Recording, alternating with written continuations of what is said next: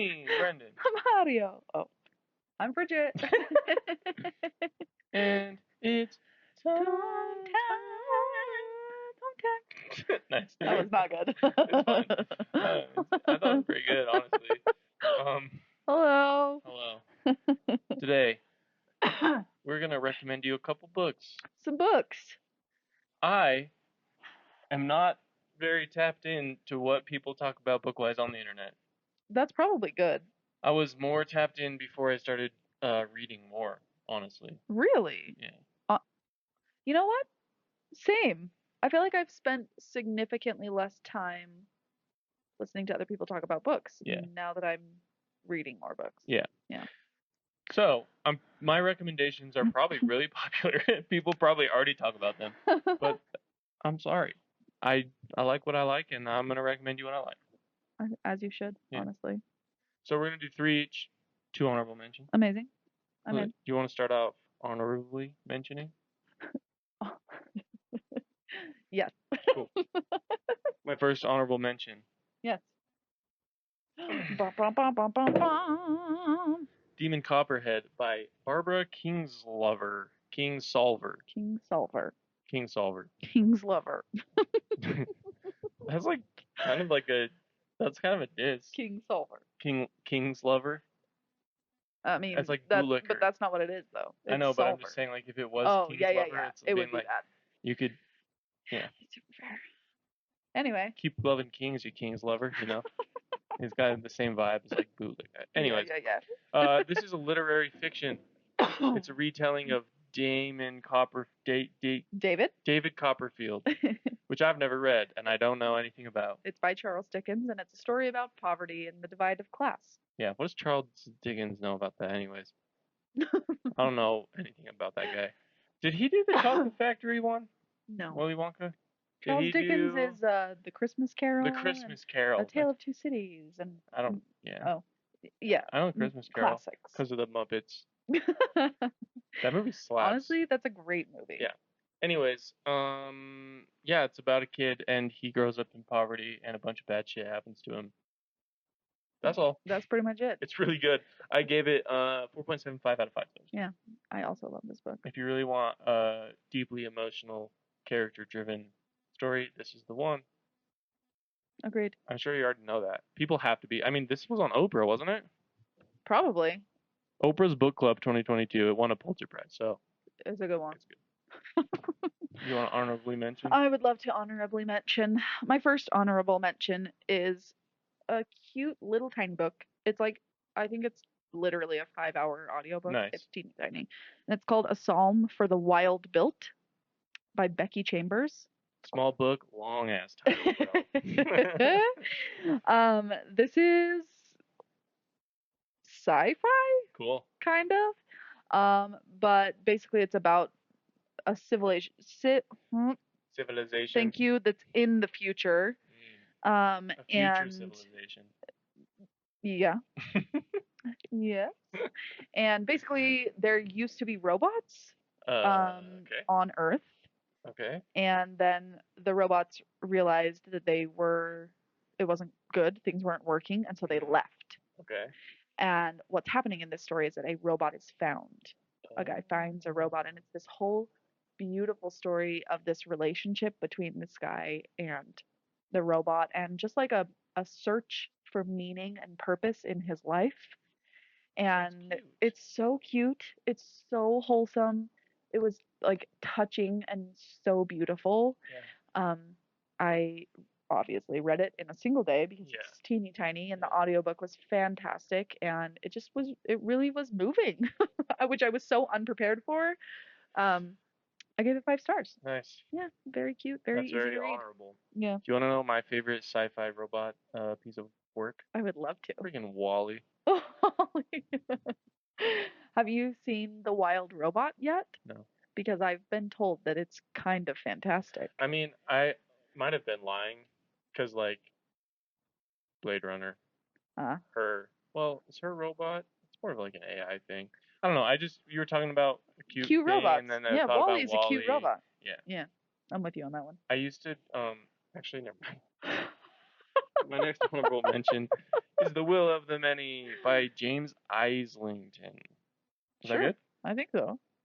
I don't know how to pronounce shit. This is a science fiction-y. Sure. Fantasy. Yeah, I would probably consider it more fantasy. Okay. Oh. But the way it ends, whatever. We don't need to argue about genre. We can ask the man himself, see what he says. Do you know him? No, but Goodreads does. Oh. yeah. Okay. This is a single point of view from the first person type of a thing.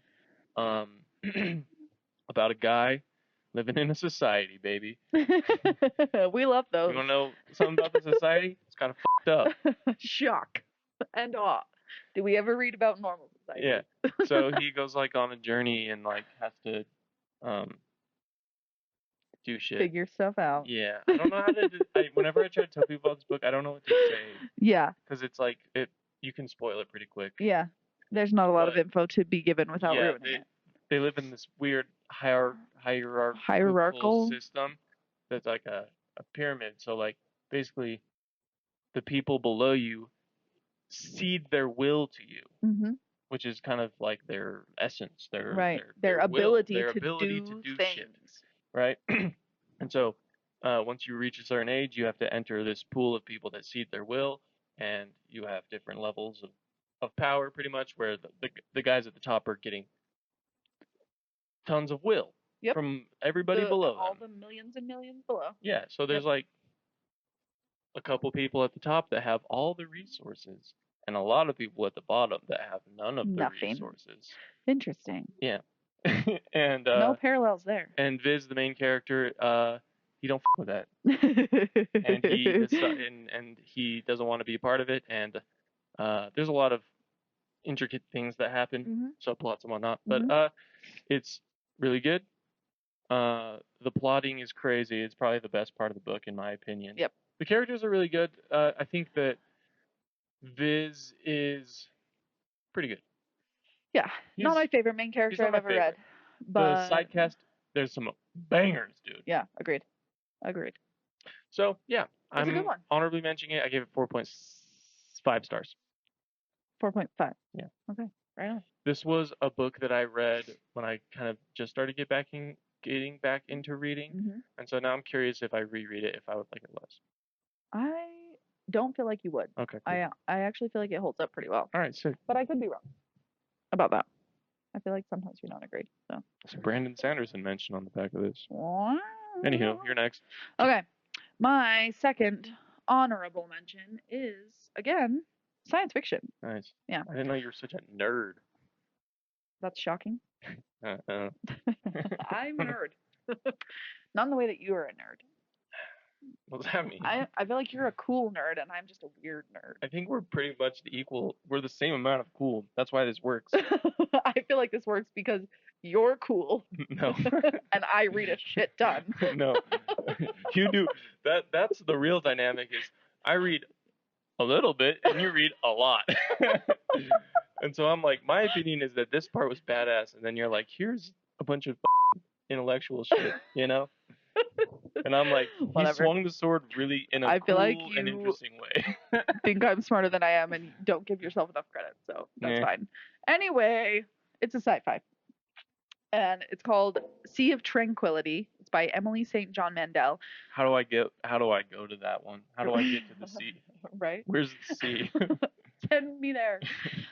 She is a bestseller for a few other books, Station 11 and The Glass Hotel. Which do you have to take Station 11 on your way to the Sea of Tranquility, and you have to stay at the Glass Hotel? You've unlocked the code. You're there. We gotta find the station. I bet you have to run through a brick wall to get to the real station. Oh boy, I actually know nothing about either of those two books. Oh. I just know that she's a really good author. Cool. That lots of people like her books, and I think they turned them into TV series. Those other ones. Anyway, Sea of Tranquility follows multiple different characters. Wow. I tried to do it away from the mic. Sorry. Anyway, multiple different characters during different time periods. starting all the way back from in like 1912, all the way to way forward in the future when people are living on like the moon. Okay. So from Charles Dickens all the way up to Blade Runner. Absolutely. Cool. And it's just that's really most of what I can say about this book without really giving away some of the beautiful parts about it. But it's about love, it's about time travel, it's about humanity. It's just like part of my favorite thing about this book is the prose. She writes very, very beautifully, but I also like the like non-linear narrative of jumping from place to place and kind of being on the edge of my seat wondering how it's all going to tie together was a really, really fun way to read this story, honestly. It's another nice short one. I think it's less than 300 pages and it's those chapters that are nice and short, you know? Yeah. Which just makes the book fly by, which is so nice. And yeah, I gave it 5 stars. I thought it was really, really good. So you love giving books 5 stars. I love reading good shit. Yeah, is what I love. Yeah. Also, What? You just read more books than me, so you have more opportunities to hit the 5 stars. Like I think on my Fable account, I have like 2 or 3 that are 5 stars. I think as far as like so far during this year, I think I've only rated 3 or 4 books that 5 stars. I've rated 2, which is not a lot for me. Yeah. I don't know if I'm just getting harsher or if I just read not as many good books this year. I don't know. Anyway. That brings me to my first real recommendation. I just realized that for our honorable mentions, we did like a whole recommendation, so now it's kind of just like 5 recommendations. You're welcome. Sorry. I don't know what I'm doing. Okay, so my first I'm not sure anyone is under the impression real recommendation. We know what we're doing. Yeah, that's fair. Jesus. Okay. Anyways, my first real recommendation, I don't own a copy of, so it's right there. Ta-da! I edited it in, and it's right there now. All the Sinners Bleed, S.A. Cosby. Let's go. This book's one of the 2 books I've rated 5 stars so far this year. Deserved. So deserved. So deserved. This is a freaking thriller whodunit mystery book about a police officer. An ex-FBI agent police officer living in Virginia. As a black man. I was going to say that. Damn it. As a black man. He's a sheriff. And there's a lot of racist about and there's a school shooting that happens and hijinks ensue. Many a hijinks. Yeah, basically some of the people involved in the school shooting end up being linked to a much larger and horrific act of violence. And you follow this ex-FBI sheriff trying to solve the mystery while balancing the politics of being a black sheriff in a racist city. Yeah. It's crazy. It's really good. The plotting in this book is so good. Yeah. And the main character is great. Yeah, I agree. You should read it. You absolutely should read this book. It's 5 stars. If you take any of these 10 recommendations, it should be this one. Yeah, or any of the other ones. Or but all definitely of them. This one. Yeah. Okay, my first real recommendation is Fireborne by Rosaria Munda. I think I've talked about this before. Probably. This is the first book in a trilogy, and this is a please hold. Dragon. Thank you. Dragon Rider series. Okay. Persinger! Yeah. This was post I read Fourth Wing and went, I would like to actually read about Dragon Riders in a way that I don't like have weird feelings about. Yeah. And this one was recommended. Nice. It's fantastic. So this series is YA, but it never felt YA to me at any point. It's so beautiful. The storyline is amazing. The plot's fantastic. The characters are incredible. The character growth over the trilogy is amazing. And it touches on things that I feel like actually matter. Yeah. I loved. Wait, you don't think that people being hot matters? I assume that that's what Workman's about. I was gonna try and make it sound nuanced and shit, but no, I don't. I don't think that matters. That's a hot take. I don't fucking care what you look like. I just think you want to know if you're nice. Yeah. Okay. Anyway, it's just some of the most real character relationships that I've read about in fantasy and specifically in YA. Yeah. I ate this series up. It was so good and really emotional and all of the things that I love when reading. So, I did give the first book a 4. Do not let that deter you from reading the whole series. 4 is a good score. Yeah, no, it's absolutely fantastic. I'm like hyping it all the way up and then telling you I gave the first one a 4. But the series as a whole is what I should be recommending. Is Brissinger? Yeah, Fireborne. Nice. Oh, sorry. Brissinger-born. The Brissinger-born. Sounds cool. Yeah. My second recommendation is a piece of literary fiction, I think is what it's called. Amazing. Beep boop. Stoner. Stoner by John Williams. Yes. I think. It's literary fiction, right? Literary. That's what it would be classified as. I believe so. Cool. This is a story about a man. Yep, that's who grew up on a farm, and then he goes to college, and then he decides, you know what? I like college. Yeah. I'm gonna go ahead be and never English leave. Professor, and then he does. Doesn't that sound sick? You're hooked, right? Do you want to read it now? That's what it's about, but it's like, how do I describe how fire this book is? It is just a story about a guy going through his life. He has a lot of conflict that is very real, relatable, actual things that happen to people all the time. It's written beautifully, and it's very emotional. Mm-hmm. And the relationships in this book are very well-rounded, I feel. Yeah, I agree. And it's short. It is short. We love a nice short book. Yeah, this one is, when I think about this book, I just think of like the beauty of being a human. Yeah. It's very much a study on the human condition. Yeah, absolutely. Yeah. What'd you rate it? Oh, I rated it 4.75 out of 5 stars. Ooh, that's a good rating. Yeah. Amazing. Excuse me. Also, I bought this book, and the guy who I bought it from at the store, he was like, dude, this is my favorite book ever. I love this book so much. So if you want some cool, like, bookstore, like, cool guy points, maybe that will happen to you, and then you could get some, like, cool guy points, like I did. You'll boost, you know? Hey, everybody needs one now and then. Because every time I buy a fantasy book, nobody says shit. Well, they're missing out then. Yeah. This is how I feel about that. Anyways. Bummer. Also, I feel like, never mind. What? That's the second time you've done that in this video. No, you go. Oh, that's so annoying. Okay. I'm self-censoring, so I don't have to edit later.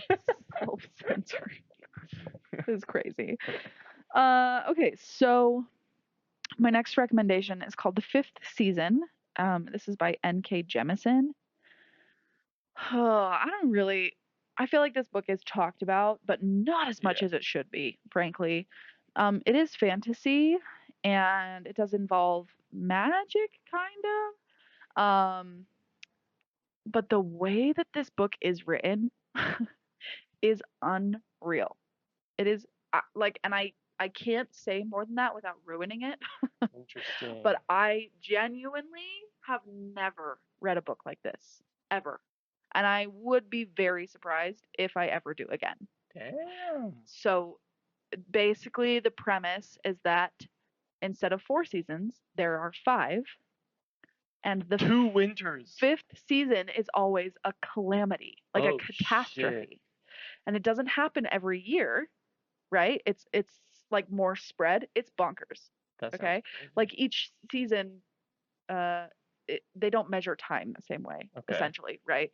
So they have seasons for a long, long, long time, and then eventually a 5th season will happen, and it's something huge and calamitous, right? That sounds sick.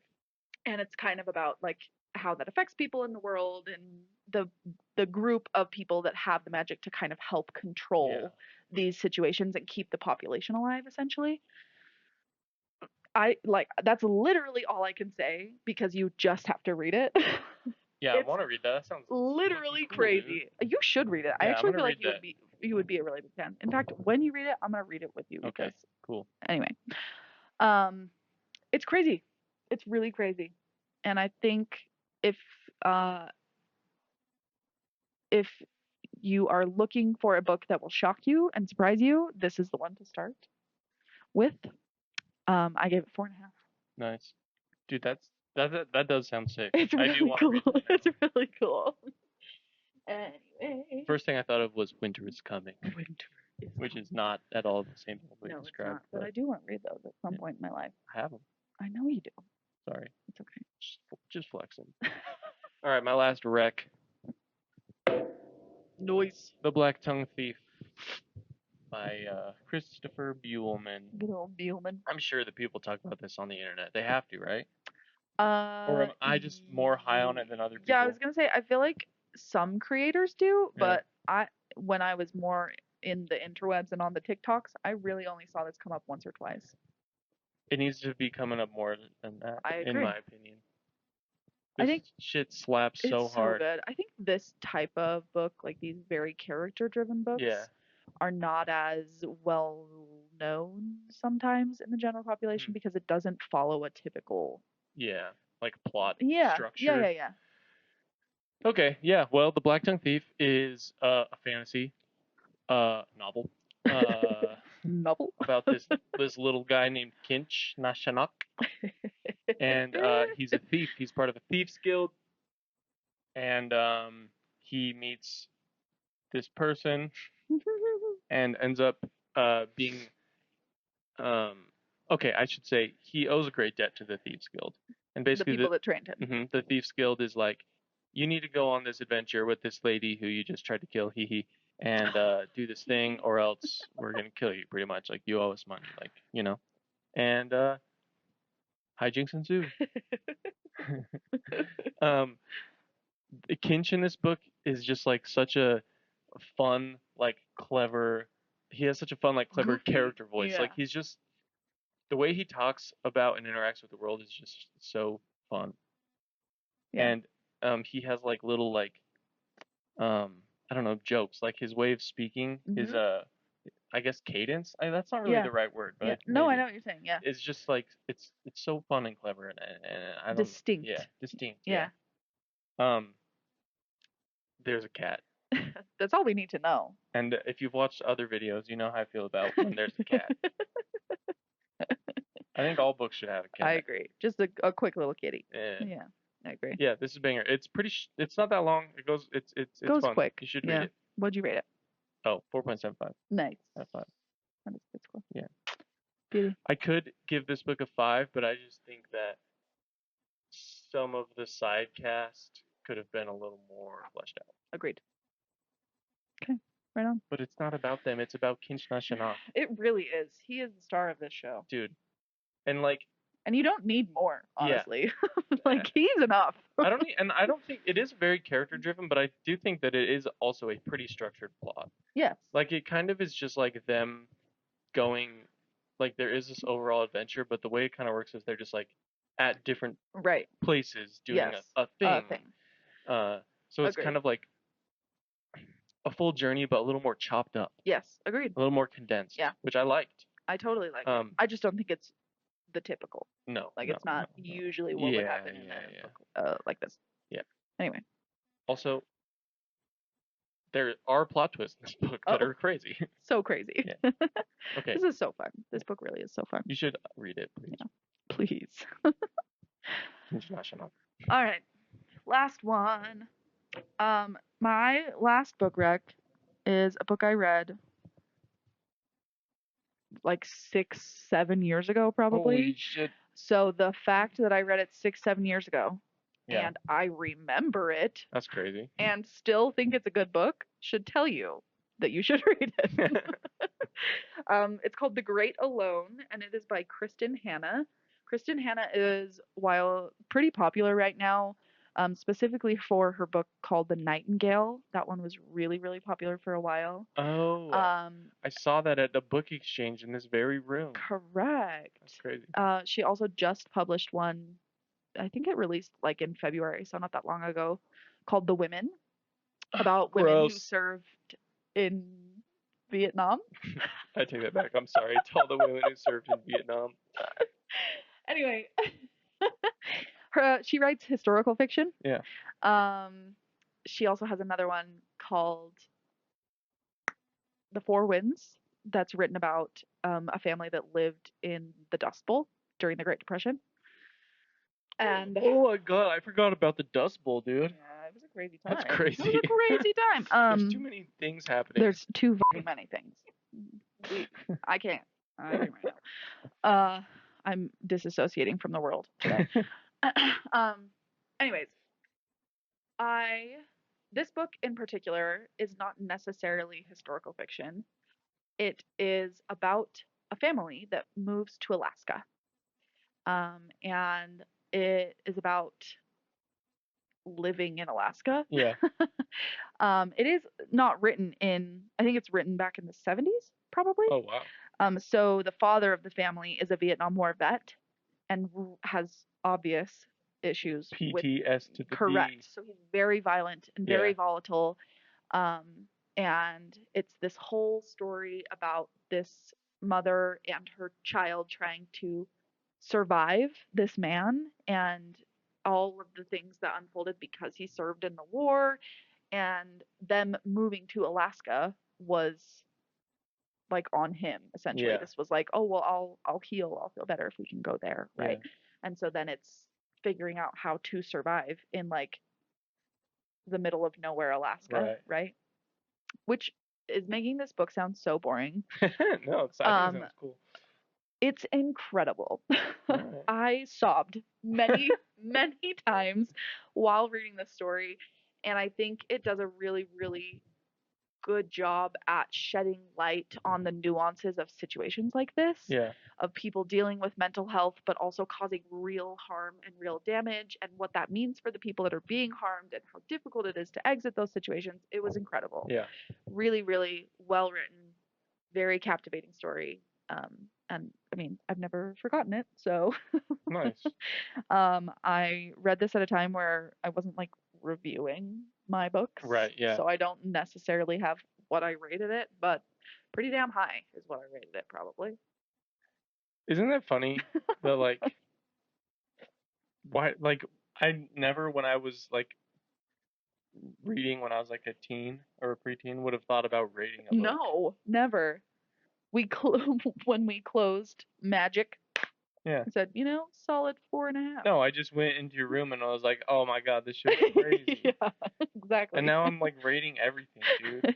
Like movies, Letterboxd is a whole thing. I've rated so many movies, things. Dude. Interesting. Why do we do that? I don't know why we do that. Maybe that's another video. We're gonna explore this topic another day. Last thing, what's your favorite book ever? You can't ask me that question. I don't have a favorite book ever. First book that pops in your head. All right, that's the end of the video. Love you. Bye. Bye.